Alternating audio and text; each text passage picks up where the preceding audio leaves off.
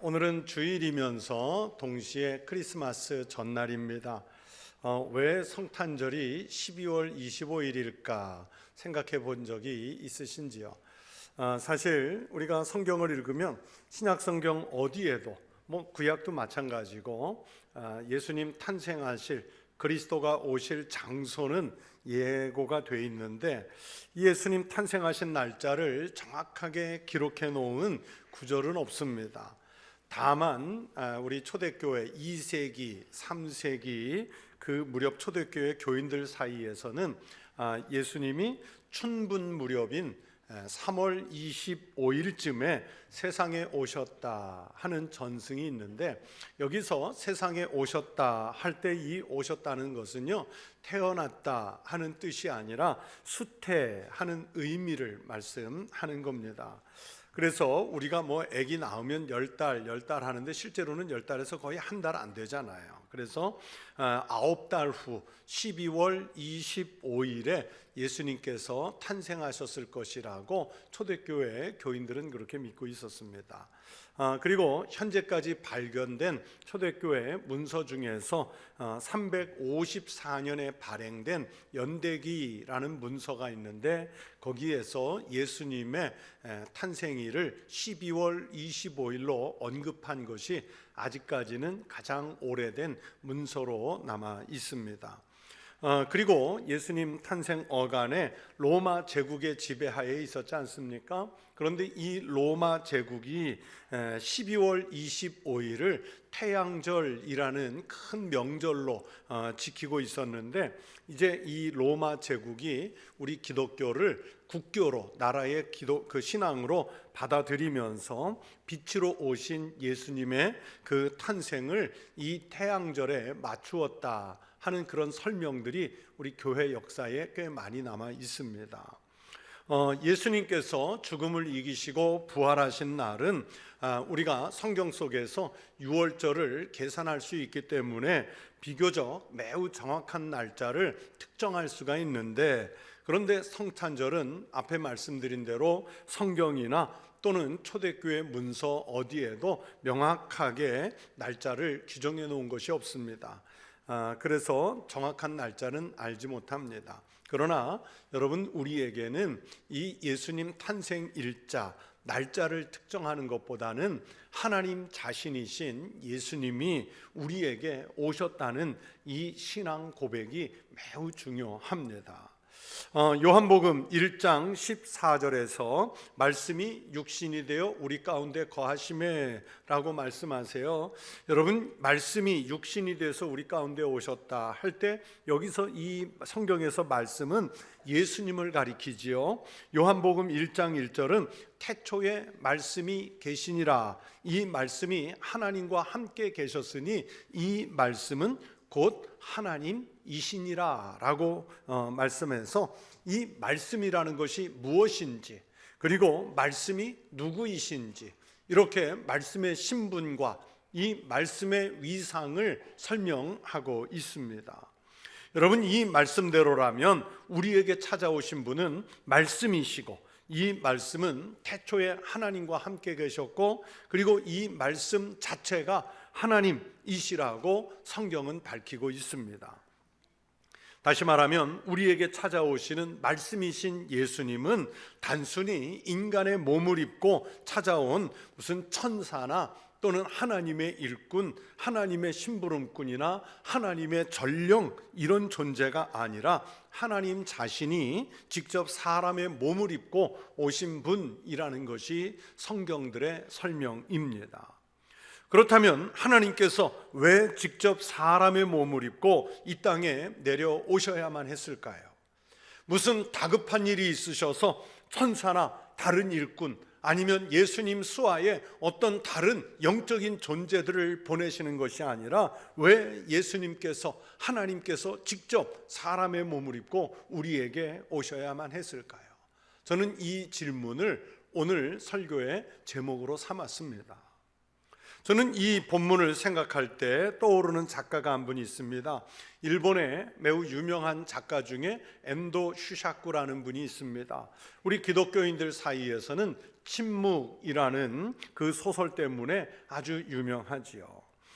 제가 공부 시간이나 또는 설교에 여러분에게 가끔 이 엔도 슈샤쿠에 대해서 말씀을 드릴 때가 있는데, 저는요 개인적으로 목회자로서 목회하면서 제 사명에 대해서 또는 제 사역에 대해서 정말 고민을 할 때, 아니면 제가 사역에 너무 지치고 힘들었을 때 이 책의 내용을 생각할 때가 아주 많습니다.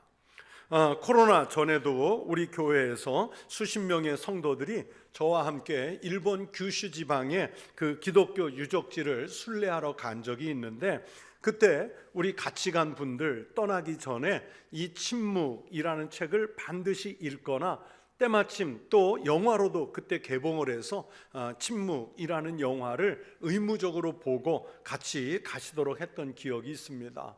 그리고 첫 도착지인 나가사키에 가서도 우리가 거기에서 나가사키 짬뽕 먹으러 가지 않았어요. 제일 먼저 간 곳이 바로 이 엔도 슈샤쿠의 문학관을 먼저 찾아갔습니다. 이 침묵이라는 소설은 역사적인 사실을 바탕으로 해서 쓰인 소설인데, 좀 길지만 그 내용을 설명하면 이렇습니다. 주후 16세기 17세기, 지금으로부터 한 500년 600년 전에 여러분 이 일본은요 막부 시대라고 하는데 기독교의 선교가 완벽하게 금지가 되어 있었습니다. 그런데 그렇게 기독교 선교가 금지된 이 일본의 포르투갈 예수의 선교부의 선교사들이 마카오를 통해서 일본으로 밀입국해가지고 밀항해서 거기에서 복음을 전했는데, 그때 겪는 순환과 고난 그리고 순교하는 과정들을 그린 작품이 이 침묵입니다.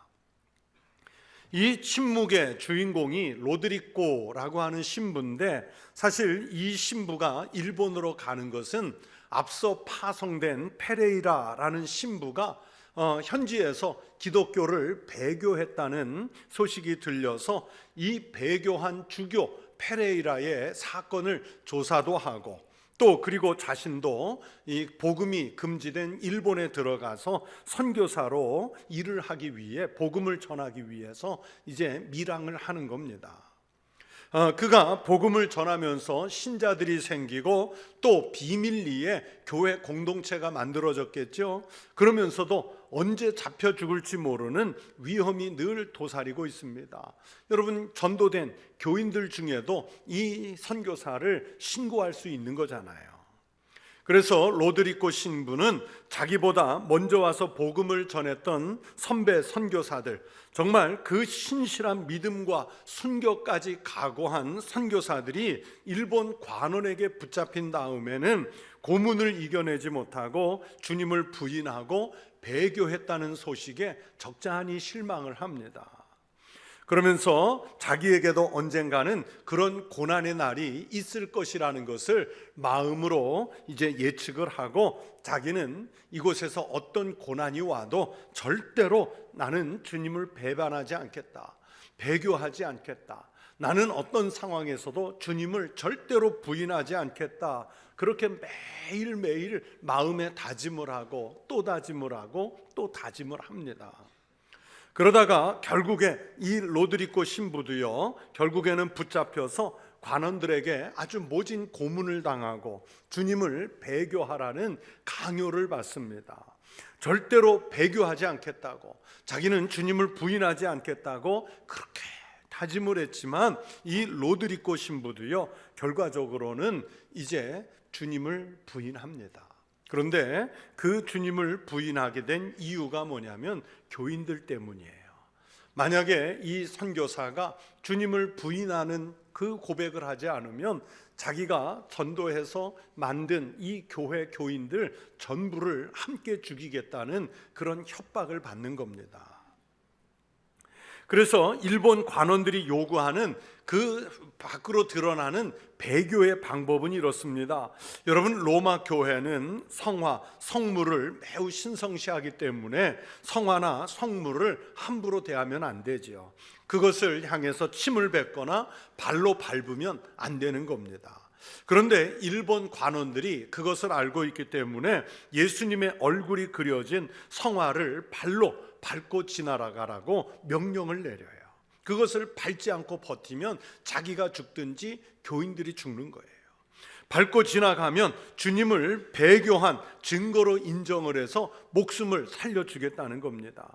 이런 상황에서 로드리고 신부가 성화를 밟으라는 그 요구를 받습니다. 그리고 교인들을 살려야 한다는 그 순결한 마음 때문에 결국에는 성화를 밟아요.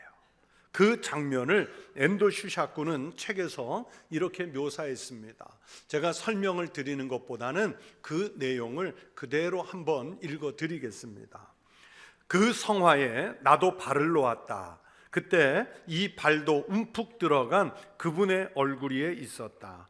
내가 수없이 생각했던 얼굴 위에, 산속에서 방황하고 있을 때 옥사에서 언제나 생각해내며 따뜻한 위로를 받았던 그분의 얼굴 위에, 인간이 생존에 있는 한 선과 아름다움 그 자체인 얼굴 위에, 그리고 평생을 사랑만을 베풀려고 했던 그분의 얼굴 위에, 그 얼굴은 지금 성화판의 나무 판자 속에서 닳고 패어버린, 그리고 슬픈 듯한 눈을 하고 이쪽을 보고 있다.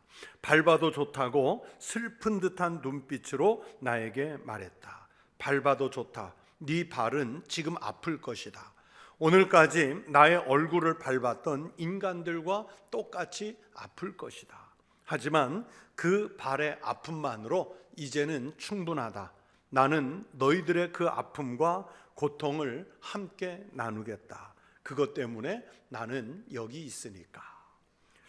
저는 이 책을 여러 번 읽었지만 지금 읽어드린 이 대목을 읽을 때면 여전히 우리 주님이 우리에게 밟히기 위해서 오신 그 사랑, 그 아픔, 이런 것들이 마음에 자꾸 새겨져서 눈물이 나는 것을 막을 수가 없었습니다. 배교한 그 로드리고 신부가 주님을 향해서 기도하듯 이렇게 말해요. 주여, 당신이 언제나 침묵하고 계시는 것을 원망하고 있었습니다. 그랬더니 주님이 로드리고 신부에게 이렇게 음성을 들려주세요. 나는 침묵하고 있었던 것이 아니다. 함께 고통을 나누고 있었을 뿐. 이 로드리고 선교사는 이 대목에서 진정한 주님의 사랑, 주님의 은혜를 이제 깨닫는 거예요. 현실은 배교를 했지만 자기 심령은 주님과 이제 얼마나 깊은 관계를 맺게 되었는지 이것을 생각하면서 기쁨을 얻습니다. 그래서 엔도 슈샤쿠는 이 소설의 마지막에 이렇게 썼습니다. 지금까지와는 아주 다른 형태로 그분을 사랑하고 있다. 내가 그 사랑을 알기 위해서는 오늘까지의 모든 시련이 필요했던 것이다. 그리고 그분은 결코 침묵하고 있었던 것이 아니었다. 이러면서 책을 맺어요. 여러분, 주님이 오시기를 기다리는 대림절이고 또 성탄의 계절입니다. 우리가 믿는 주님, 예수님은 그리스도이신 줄로 믿습니다. 하나님과 동등하신 성자 하나님이신 줄로 믿습니다. 사도 바울은 빌립보서 2장 6절에서 그는, 즉 예수님은 근본 하나님의 본체시라고 예수님을 소개했습니다. 그러니까 본체시니까 하나님 자신이시라는 말씀이에요. 그런데 왜 앞에서 여러분에게 물었던 질문을 다시 한다면, 하나님이 왜 굳이 인간의 몸을 입고 아기 예수의 모습으로 정말 낮고 비천한 이 환경 속으로 오셔야만 했을까요? 오늘 우리가 읽은 이사야 53장의 말씀은 메시아이며 주님이신 예수님이 왜 세상에 오셔야만 했는지를 선명하게 가르쳐 주시는 말씀입니다. 제가 앞에서 엔도 슈샤쿠의 침묵을 좀 길게 소개했죠. 이 작품에서 엔도 슈샤쿠는 예수님이 세상에 계시는 것을, 지금 여기에 계시는 것을 밟히기 위해서, 죄인인 우리 인간에게 밟히기 위해서 오셨다는 거예요. 나는 너희들에게 밟히기 위해서 존재하느니라. 그것이 로드리고를 통해서 들었던 주님의 음성이었던 겁니다. 여러분, 우리 인간은 모두 죽습니다. 그래서 죽기 위해서 사는 사람은 거의 없습니다. 살기 위해서 먹지요, 살기 위해서 일하고, 살기 위해서 관계를 맺고, 살기 위해서 자신의 힘을 기르는 거예요. 여러분 중에 어느 누구가 나는 죽기 위해서 살아, 그렇게 말하는 사람이 누가 있겠어요? 다 살기 위해서, 살려고, 더 잘 살아보려고 오늘 여기에 존재하는 것 아니겠습니까?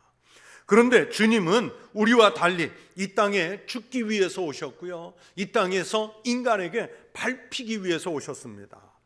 우리 속담에 지렁이가 밟으면 어떻게 해요? 꿈틀하잖아요. 미물인 지렁이도 밟으면 꿈틀하는데 우리 인간은요, 밟히는 걸 아주 싫어해요. 우리는 밟히지 않으려고 하고, 그래도 어쩌다가 누군가에게 밟히기만 한다면 발끈하고, 나를 밟은 그 사람을 향해서 몇 배로 갚아주려고 대응하려고 애쓰는 게 이게 우리들의 본성이잖아요. 그런데 예수님은 어떻습니까? 예수님은 오시는 목적 자체가 살려고 오시는 것이 아니라 죽기 위해서 그리스도가 우리에게 오시는 거예요. 오늘 말씀을 자세히 보세요. 오늘 읽은 성경 말씀 본문 53장 1절부터 6절의 말씀은 메시아가 이 땅에 오신다면 어떤 모습을 하고 오실지를 미리 예언한 말씀입니다. 한마디로 오늘 본문 속에서 오실 메시아는 고난받는 종의 모습으로 오시고, 또 고난을 받되 정말 수치스럽게 받을 것을 예언한 말씀이에요. 오늘 본문 말씀에 묘사된 메시아의 모습들을 보세요. 먼저 2절에 보시면 그는 주 앞에서 자라나기를 연한 순 같다 했습니다. 또 마른 땅에서 나온 뿌리 같아서 고운 모양도 없고 풍채도 없다고 하셨습니다. 그래서 사람들 보기에 별로 볼품이 없는 거예요. 우리가 보기에 흠모할 만한 아름다운 것이 없도다. 2절이 그렇게 말씀하잖아요. 여러분, 우리가 산으로 나가서, 우리가 들로 나가서 아름드리 나무를 본다든지, 아니면 땅에서 솟은 예쁜 들꽃 한 송이만 봐도 아, 예쁘다, 야, 멋지다, 그러면서 우리가 감탄하잖아요.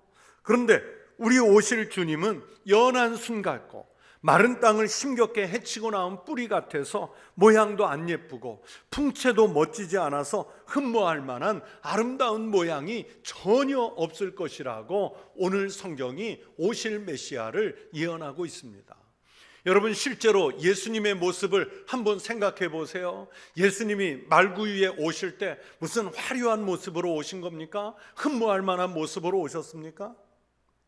여러분, 우리 예수님이 십자가에서 양팔 벌려 거기에 달리셨을 때 그 머리에 가시관을 쓰고 옆구리에 창에 찔려서 물과 피를 쏟으신 그 모습을 보고 야, 멋지다, 야, 메시아 아름답다, 여러분, 우리가 존경할 만한 무슨 풍채의 아름다움이 십자가 위에 예수님에게서 발견될 수 있습니까? 메시아가 그렇게 오신다는 거예요. 3절을 보세요. 메시아는 사람들에게 멸시를 받고 사람들에게 버림을 받을 것이고 말로 다 표현할 수 없는 고난과 아픔을 겪게 될 것이라고 예언하고 있지요. 메시아를 그러면서도 가장 아프게 하는 부분은 머리에 가시관 쓰고 옆구리에 창에 찔려 십자가 위에서 물과 피를 쏟으시는 그 부분이 아니라 인간이 우리도 그를 귀히 여기지 아니하였도다라는 이 말씀이에요. 하나님과 동등하신 본체이신데 감히 멸시할 자격을 갖지 못한 우리 같은 인간이 함부로 메시아를 멸시하고 귀하게 여기지 않고 천히 여길 것이라는 것을 오늘 성경이 예고하고 있어요. 이 본문의 이런 장면에 대해서 구약학자인 정중호라는 교수님은 우리에게 오실 메시아는 여호와의 종으로서 사람들이 혐오하는 형상을 하고 계신다, 이렇게 설명을 했어요. 사람들이 혐오하는 형상이에요. 그 사회에서 완전히 소외되고 추방당할 수밖에 없는 그런 인물로 그리스도를 묘사하고 있다는 설명이 이 교수의 설명입니다. 여러분 생각해 보세요. 우리가 이 땅에서 권력을 가진 사람, 쉽게 떠올리면 대통령이나 장관님이나 아니면 도지사님 또는 시장님, 어떤 공공기관의 책임을 맡은 분들, 우리가 그분들을 만나면 감히 함부로 홀대하지 않잖아요. 막대하지 않지 않습니까? 귀하게 대해주지요. 그런데 정작 누구보다도 귀하셔야 할 메시아가 전혀 귀하지 않은 천한 대접을 우리 같은 죄인 인간에게 그런 대접을 받으실 것이라고 말씀해요. 사람들이 싫어하는 인물, 멸시와 천대를 온몸으로 받는 그런 사람으로, 즉 하나님으로부터 징계를 받고 천형을 받는 사람으로 사람들 시선에 메시아가 그렇게 보일 거라는 거예요. 그러면서 메시아가 겪을 고난을 두고 사람들은 이렇게 평가합니다. 4절 중반에 우리는 생각하기를 그는 징벌을 받아 하나님께 맞으며 고난을 당한다 하였노라. 나의 죄, 우리의 모습과는 연관짓지 않고 저 사람이 십자가에 달린 것은 자기 죄가 있어서인가 보다, 뭔가 하나님께 천벌을 받을 짓을 저질렀나 보다, 이렇게 말한다는 거예요. 메시아가 겪으실 고난이 우리 죄 때문이 아니라 그분 자신이 하나님께 징계를 받으시는 것이라고, 오해도 받을 것이라는 뜻입니다. 이런 모습이 메시아를 대하는 사람들의 모습일 것이라고 벌써부터 예언해 놓았어요. 한마디로 메시아 예수님은 고난을 받으시기 위해, 십자가를 지시기 위해, 사람들에게 밟히시기 위해, 그러다가 마침내는 죽으시기 위해서 오시는 겁니다. 살기 위해 오시는 것이 아니라 죽기 위해서 그리스도가 오신다는 말씀입니다. 그렇게 우리 주님이 멸시를 당하시고, 그렇게 주님이 버림을 받고, 주님이 그렇게 천대를 받으신 것 때문에 우리가 얻게 되는 결과가 무엇입니까? 우리는 무엇을 얻습니까? 오늘 본문 5절이 그 결과를 말씀해 주시는 거예요. 여러분, 이 5절의 말씀을 큰 소리로 함께 읽어보시겠습니다. 그가 찔림은 우리의 허물 때문이요 그가 상함은 우리의 죄악 때문이라. 그가 징계를 받음으로 우리는 평화를 누리고 그가 채찍에 맞음으로 우리는 나음을 받았도다. 아멘. 주님이 창에 찔려서 흘리신 그 보혈이 우리에게 생명을 주신 줄로 믿습니다. 주님이 십자가에서 그 몸이 만신창이가 되도록 상하신 것 때문에 우리가 영생을 얻게 되는 줄로 믿습니다. 우리가 원래는 죄로 인해서 평화 자체를 잃어버린 그런 불안한 인생이었는데 주님이 우리 죄값을 대신 받으셨기 때문에 우리는 평안을 회복하게 된 줄로 믿습니다. 내가 채찍에 맞는 고통을 겪어야 마땅한 죄인이었는데 주님께서 대신 채찍에 맞으셨기 때문에 우리 영혼과 우리 몸이 고침을 받는 역사가 일어나는 줄로 믿습니다. 즉 여호와의 종으로 오신 분이 대신해서 고초를 당하고 많은 사람의 죄를 대신해서 형벌을 받는 모습이 오늘 성경에서 말씀하시는 오실 메시아의 모습입니다. 예수님은요 여호와의 종으로서 불평 불만을 터뜨리지 않으시고 그 일을 묵묵히 자신이 감당하셔야 할 일로 여기면서 담담하게 받으셨어요. 그 내용에 대해서 오늘 본문 6절 뒷부분에 여호와께서는 우리 모두의 죄를 그에게 담당시키셨도다. 예수님에게 우리 인류의 죄를, 나의 죄를 덤터기로 덮어씌워 버린 거예요. 그리고 예수님도 그 일을 만족스럽게 여기면서 담당하게 그것을 받으실 것이라고 11절에서 말씀했습니다. 그가 자기 영혼에 수고한 것을 보고 만족하게 여길 것이라. 나의 의로운 종이 자기 지식으로 많은 사람을 의롭게 하며 또 그들의 죄악을 친히 담당하리로다. 사도 바울은 예수님의 이 모습을 이렇게 묘사했습니다. 앞에서 말씀드린 대로 빌립보서 2장 6절에서는 예수님은 근본 하나님의 본체라고 말씀드렸죠. 그런 주님께서 오히려 자기를 비워 종의 형체를 가지사 사람들과 같이 되셨고 낮추고 또 낮추셔서 종의 형체를 가지셨대요.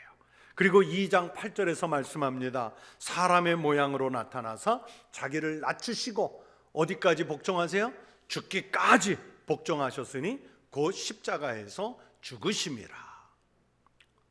사랑하는 성도 여러분, 이렇게 주님은 자기를 낮추고 또 낮추셔서 십자가에 죽기까지 찾아오셨습니다.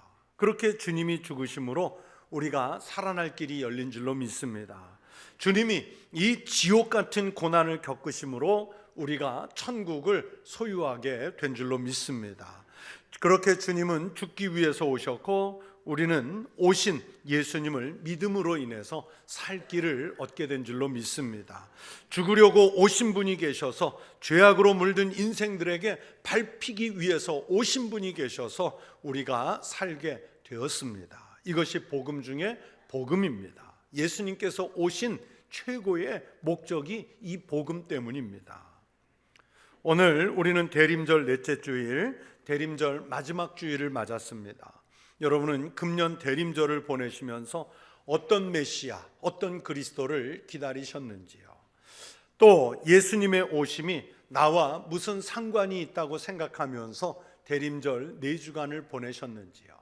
아마도 어린아이들은 이 대림절에 아마 성탄절에 예수 그리스도 메시아를 기다리는 것보다 선물을 뿌릴 그 산타클로스를 더 기다리는지 모르겠어요. 그러나 이 우리에게는 우리를 구원하실 메시아 그리스도를 기다리는 절기가 꼭 되시기를 바랍니다. 여러분, 성탄절이 기쁨과 축제의 장인 것 같지만 실제로는 오늘 본문 말씀처럼 우리 때문에 질고를 지셔야 했고 우리가 당할 슬픔을 대신 겪으셔야 했고 우리가 받을 하나님의 징벌을 대신 받으셔야 했고 우리의 허물과 죄악 때문에 상하셔야 하고 채찍에 맞으시려고 오셔야만 했던 것입니다. 그래서 성탄절은 축제와 기쁨보다는 우리 주님께는 정말 말로 형용할 수 없는 아픔의 시간으로 찾아오시는 거예요.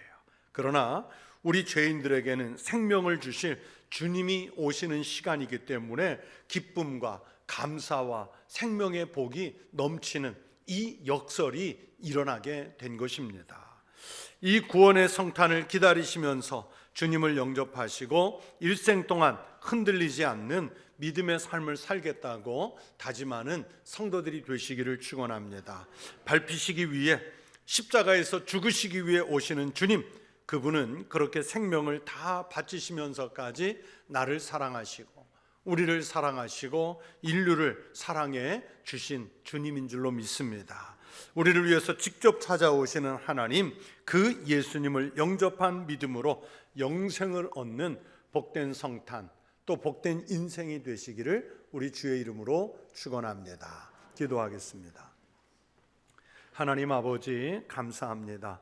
우리가 질고를 직접 겪어야 하고 우리가 친히 채찍에 맞아야 하고 우리가 말로 형용할 수 없는 고난과 아픔을 겪어야 할 죄인이었는데 메시아 그리스도께서 오심으로 우리의 질고를, 우리의 채찍을, 우리의 아픔을 다 감당해 주심으로 우리는 질고에서 벗어나고 우리는 평화를 회복하고 우리는 나음을 얻는 그런 축복을 누리게 된 줄로 믿습니다. 주님, 우리의 이 믿음 고백이, 주님을 영접한 신앙이 우리 가정에, 우리 일터에, 그리고 우리 예배당 밖에 아직도 주님을 영접하지 못한 사람들에게 전하여 저들의 생명까지 살리는 생명 확장의 역사가 일어나게 하여 주시옵소서. 감사드리며 예수님 이름으로 기도하옵나이다. 아멘.